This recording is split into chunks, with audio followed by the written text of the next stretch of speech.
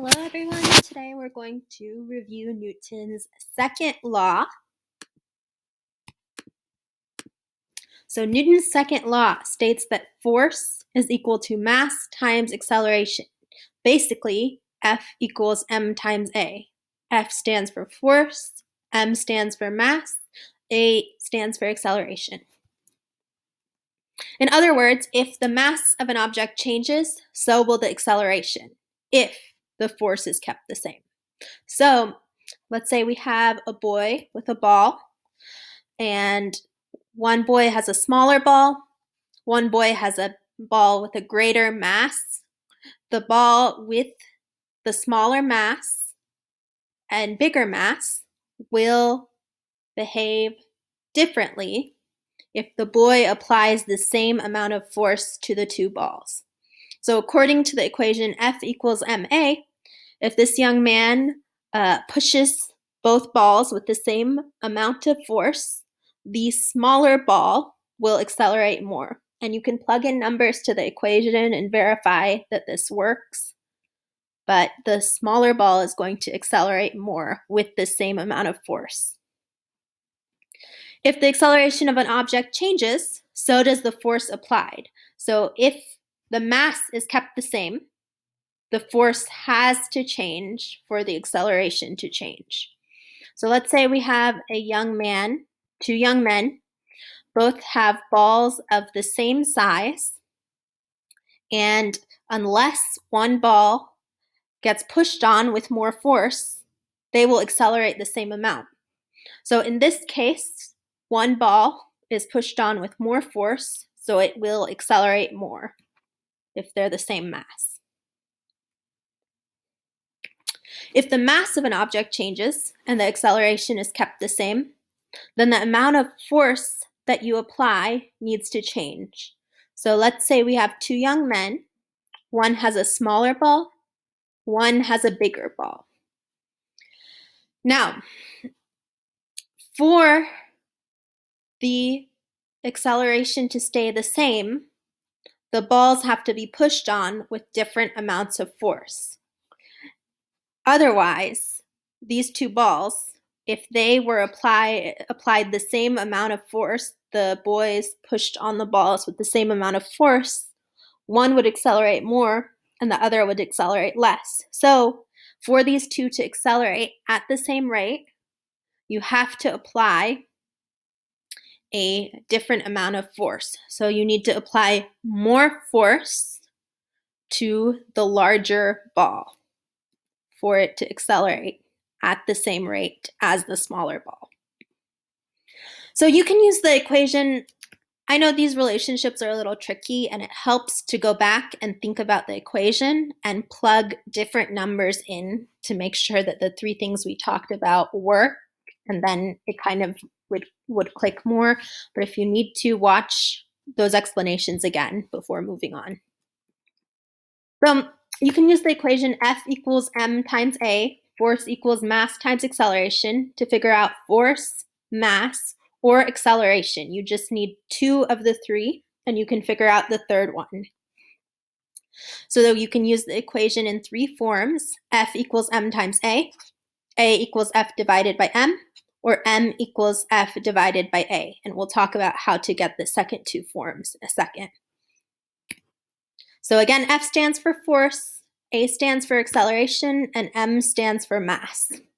When you're using this equation, F equals m times A, your force needs to be in newtons, your mass needs to be in kilograms, and your acceleration needs to be in meters per second squared. So if the units for your measurements are different, then you need to convert them before using them. So if your mass is in grams, you're going to need to convert it to kilograms before plugging it into the equation. So we're going to do 4 examples, and we're going to talk about how to convert grams to kilograms, and then you'll do some examples of your own. So example 1, if a 3 kilogram ball is rolled down a lane with 9 meters per second of acceleration, what was the force that it was rolled with? So you have 3 steps to solving these types of problems, and the first step is defining the variables. So you want to pick out the numbers, tell me which number is F, which one's m, which one's a. So our first number, 3 kilograms, is mass because kilograms is a unit of mass. Our next number, 9 meters per second squared. That is acceleration because meters per second squared is a unit of acceleration. If you forget these, please write them down and refer to them as you're doing problems. Write the units for each of the letters in the equation down. And then you're trying to find force because it says what force was the ball rolled with. You have M, you have A, you don't have F. Step 2, you want to write the equation. So in this case, the equation we want to use is F equals M times A because F is on the left side of the equal sign all by itself, and if you plug in M and A, it will spit out F for you, the equation will. So step 3 is to plug in the variables and solve. So you're going to take the numbers you said were M and A and put them in instead of M and A. So F equals 3, which was M, times 9, which was A. So in this case, F equals 27 newtons. Rewatch that if you need to. Please take notes if you need to, and then move on when you feel good about this type of problem.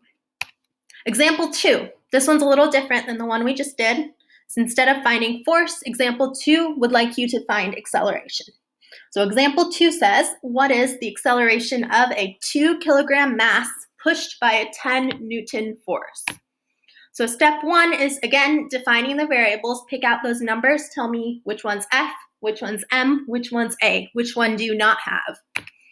So our first number is 2 kilograms. Kilograms is a unit of mass. So we're going to write M equals 2 kg. The next number we have in this problem is 10 newtons. We're going to write F equals 10 N. And that leaves us with A, acceleration. We don't have acceleration, and the problem asks you, what is acceleration? So A equals question mark. After we've defined the variables, we want to write out the equation we're going to use. So I'm going to show you really quick how to get the other equation, the equation for A, using F equals M times A. So if you have the equation F equals M times A, you can't directly use that to find A, right? Because A is not by itself on one side of the equal sign. You need to get A by itself on one side of the equal sign to use that equation. That means you're going to have to get rid of this M on the right side. And to do that, you can divide both sides of the equal sign by M. Remember, what you do to one side of the equal sign, you have to do to the other.